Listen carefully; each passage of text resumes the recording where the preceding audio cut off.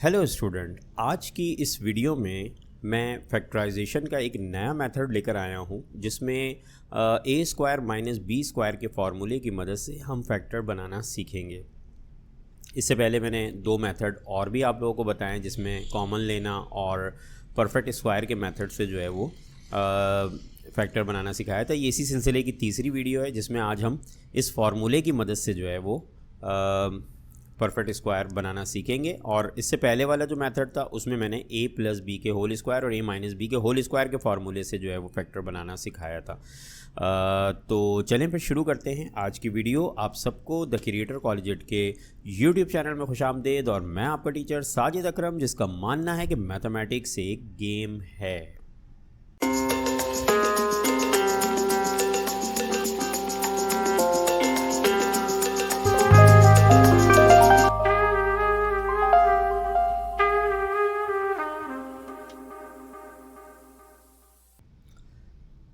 Student, सबसे पहले इस फार्मूले के हवाले से हम देखेंगे कि ये फार्मूला जो है, जो कि हमने पिछली क्लास में पढ़ा हुआ है कि ए स्क्वायर माइनस बी स्क्वायर जो है ये बराबर होता है ए प्लस बी और ए माइनस बी के। इस फार्मूले की मदद से हमने जो है वो पिछली क्लासेस के अंदर प्रोडक्ट निकालना सीखा था। किसी भी दो टर्म्स, किसी भी दो ब्रैकेट्स का प्रोडक्ट निकालने के लिए हम इस फार्मूले को इस्तेमाल किया था हमने। अब हम यहाँ पर जो है वो फैक्टर बनाने के लिए इस फार्मूले को देखेंगे कि ये फार्मूले से फैक्टर किस तरह से बन सकते हैं। उसके कुछ एग्जाम्पल, कुछ सवालात आप लोगों के साथ शेयर करूँगा।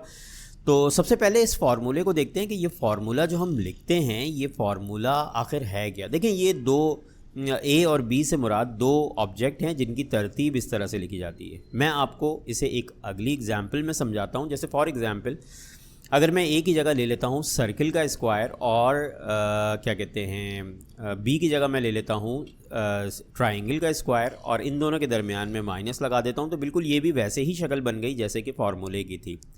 तो उस फार्मूले के मुताबिक अगर मैं इसे लिखना चाहूँ तो मैं बड़ी आसानी से इसको लिख सकता हूँ सर्किल प्लस ट्राइंगल और multiply by circle minus triangle. इस तरीके से मैं इसको लिख सकता हूँ और इसी तरह से हम फैक्टर बनाएंगे कि कोई भी दो टर्म्स हमारे पास मौजूद होंगी, उन दोनों टर्म्स को हम क्या करेंगे, उनका परफेक्ट स्क्वायर पहले लेंगे, देखेंगे कि वो परफेक्ट स्क्वायर हैं कि नहीं है, और फिर उसके बाद जो है यानी कि वो नंबर ऐसे, वो टर्म्स ऐसी होनी चाहिए कि जिसको हम स्क्वायर में बंद कर सकें। अगर वो स्क्वायर हैं तो हम उसको एक दफ़ा प्लस में और एक दफ़ा माइनस में लिख देंगे। इस तरीके से इसके फैक्टर बन जाएंगे।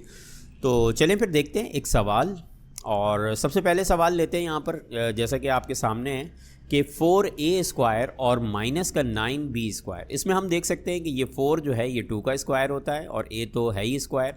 इसी तरह से 9 जो है वो 3 का स्क्वायर होता है और b तो है ही स्क्वायर। तो इस तरीके से हम इसको लिख सकते हैं 2a का होल स्क्वायर और इसको लिख सकते हैं 3b का होल स्क्वायर। तो ये देखें, हमने इसको लिख दिया 2a का होल स्क्वायर और 3b का होल स्क्वायर। अब देखें ये बिल्कुल वैसे ही आ गए स्क्वायर में। तो जब ये स्क्वायर में आ जाते हैं तो हमें इसे क्या करना होता है, एक दफ़ा प्लस के अंदर और एक दफ़ा माइनस के अंदर लिखना होता है, और यही काम हम इसके साथ करेंगे। ये देखें हमने क्या किया, इसको हमने 2a प्लस 3 भी लिख दिया और इसे हमने 2a माइनस 3 भी लिख दिया। इस तरीके से हमने इस एक्सप्रेशन को जो है वो क्या किया कि फैक्टर्स में कन्वर्ट कर दिया। हमें बस इतना सही काम करना है। ठीक है जी, चलें एक और सवाल देखते हैं, एक और एग्जाम्पल देखते हैं जिससे हमें ये चीज़ और आसान हो जाए कि इसको किस तरीके से, ताकि 2-3 सवाल देखने के बाद हमें इसके कॉन्सेप्ट अच्छी तरह से क्लियर हो जाए।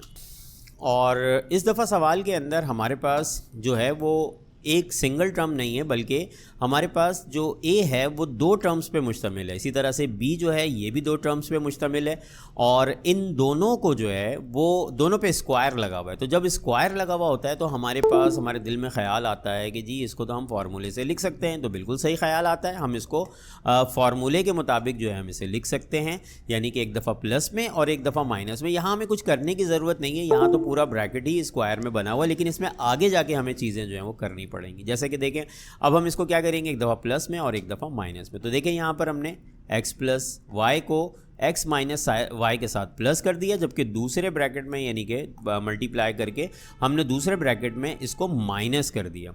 तो यहाँ पर होगा क्या कि यहाँ पर ये प्लस जो है, ये प्लस तो ऐसे ही रहेगा और इसकी वजह से कोई फ़र्क नहीं पड़ेगा, अलबत्ता ये माइनस की वजह से इन दोनों की साइन चेंज हो जाएगी, यानी कि ये माइनस इस x की साइन को भी चेंज कर देगा और ये माइनस इस y की साइन को भी चेंज कर देगा, यानी ये y जो माइनस का है ये प्लस हो जाएगा और x जो प्लस का है ये माइनस हो जाएगा। तो ये देखें यहाँ पर इन दोनों को मैंने इसीलिए यहाँ पर ब्रैकेट को हटाकर सिर्फ आपको दिखाने के लिए कि इससे क्या फ़र्क पड़ा है, यहाँ पर मैंने इसको वैसे ही रखा है। तो देख सकते हैं कि इस वाले ब्रैकेट में ऊपर के मुकाबले में नीचे कोई फ़र्क नहीं पड़ा।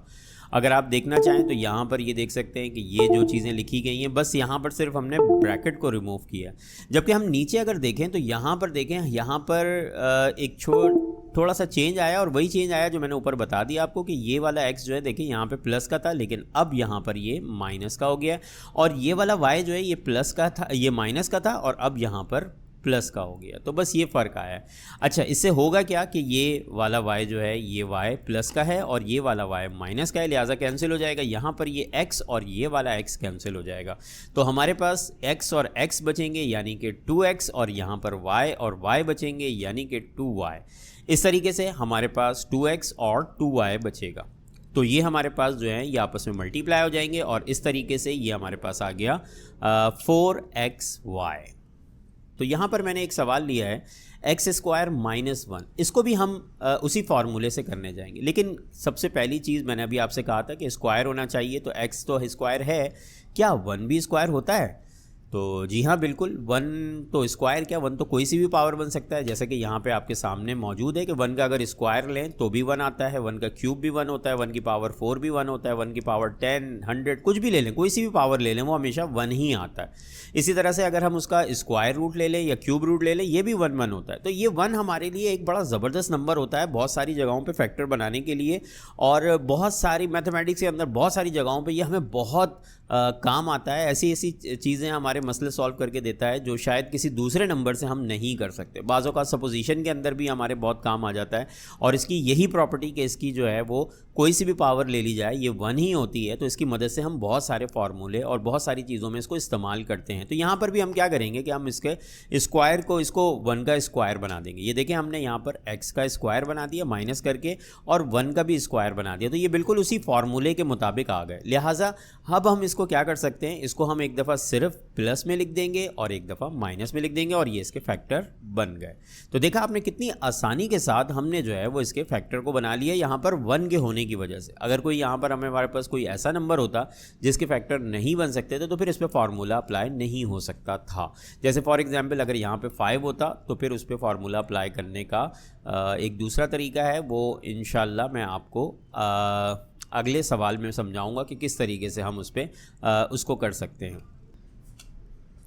देखिए यहाँ पर एक सवाल मैंने यहाँ पर ले लिया जिसमें एक बिल्कुल सेम उसी सवाल के साथ मैंने यहाँ पे 5 को लगा दिया। 5 का आपको मालूम है कि 5 का जो है वो परफेक्ट स्क्वायर नहीं होता। 5 जो है वो इसका अगर हम स्क्वायर रूट लें तो ये पॉइंट्स में आता है, ये परफेक्ट स्क्वायर नहीं होता। तो अब इसको अगर हमें फैक्टर में बनाने हो, बाज़ औक़ात ऐसे ही सवालात भी हमें बुक में मिल जाते हैं, तो उसको किस तरह से करेंगे, तो ये देखें इसको हम करेंगे क्या कि हमने x को स्क्वायर लिख दिया और इसके साथ √5 जो है इसको 5 के ऊपर रूट लगा के स्क्वायर लगा देंगे। तो आप देख सकते हैं कि ये स्क्वायर इस रूट को क्या करेगा, कैंसिल कर देगा और इस तरीके से वापस 5 आ जाएगा।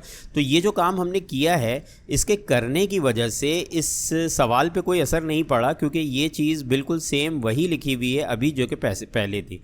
तो इस तरह की चीज़ हम मैथमेटिक्स के अंदर कर सकते हैं। तो यहाँ पर हमें जो है इसकी इजाज़त होती है, हम इसको कर सकते हैं और हमने यहाँ पर किया। तो बस देखिए वो चीज़ आ गई है जिसको हम लिख सकते हैं एक दफ़ा प्लस में और एक दफ़ा माइनस में, इस तरीके से इसके फैक्टर बन जाएंगे। ये देखिए हमने लिख दिया इसको एक दफ़ा x प्लस √5 और एक दफ़ा x माइनस √5। तो ये इस तरीके से हमारे सवालात जो हैं ये कुछ एग्जाम्पल में लेकर आया था आप लोगों के सामने, ताकि आप लोगों को ये फार्मूले से फैक्टर बनाने का तरीका जो है वो अच्छी तरह से समझा सकूं। तो उम्मीद है आप लोगों को ये चीज़ समझ में आ गई होगी। लेकिन यहाँ पर जो मैंने सवालात किए हैं बहुत सिंपल से सवालात हैं। अगर आप लोग ये चाहते हैं कि इसकी अच्छी प्रैक्टिस हो और इसके कॉन्सेप्ट को अच्छी तरह से समझा जाए, तो मेरी एक दूसरी वीडियो है जिसके अंदर मैंने सिंध बोर्ड की जो बुक है 9th क्लास की उसके सवालात को सॉल्व किया है, जिसके अंदर थोड़े से कॉम्प्लिकेटेड सवालात भी हैं। तो वो वीडियो जो है वो उस प्लेलिस्ट के अंदर मौजूद है, वो मैं आपको उसका लिंक भी दे दूंगा। आप लोग जो है वो उसको देखिएगा ताकि आपको आसानी के साथ जो है ना इस फार्मूले का की समझ में आ जाए, क्योंकि इसके ये बाज़ औक़ात बड़े ही कॉम्प्लिकेटेड तरीके से इसके फैक्टर बनते हैं। तो उम्मीद है कि आज की वीडियो आप लोगों को बहुत अच्छी लगी होगी और समझ में आई होगी। ये मैंने आप लोगों को बहुत अच्छी तरीके से समझाने की कोशिश की है। तो चलें फिर एक नई वीडियो के साथ दोबारा हाजिर होंगे। तब तक के लिए आप लोगों से इजाज़त चाहता हूँ। अल्लाह हाफ़िज़।